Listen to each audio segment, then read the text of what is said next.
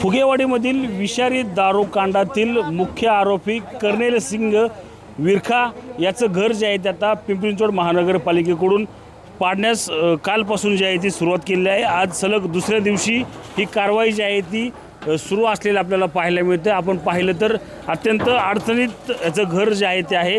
या घरासाठी येण्यासाठी एक छोटी बोळ आहे, त्यामुळे यंत्र जे आहेत ते मोठी या ठिकाणी येत नाही आहेत। त्यामुळे आपण पाहतोय की छोटे छोटे ब्रेकर असतील, त्याचप्रमाणे ट्रॅक्टर ब्रेकर देखील या ठिकाणी आता आणण्यात आलेलं आहे।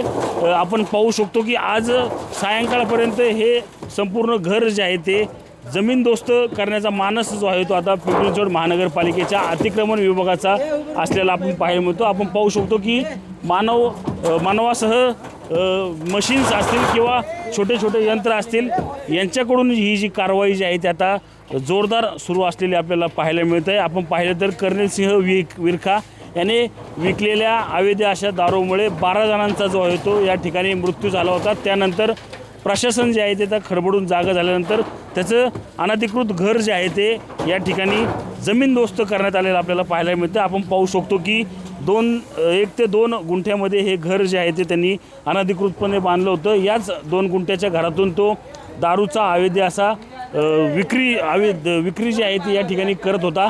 त्यामुळेच आता आपण पाहिलं तर पिंपरी चिंचवड महानगरपालिकेच्या अतिक्रमण विभागाकडून हे अनधिकृत घर जे आहे ते आता पाडण्याचं काम जे आहे ते आता सलग दुसऱ्या दिवशी सुरू असलेलं आपल्याला एकूणच पाहायला मिळत आहे। रणजित जाधव, TV9 मराठी, पिंपरी चिंचवड।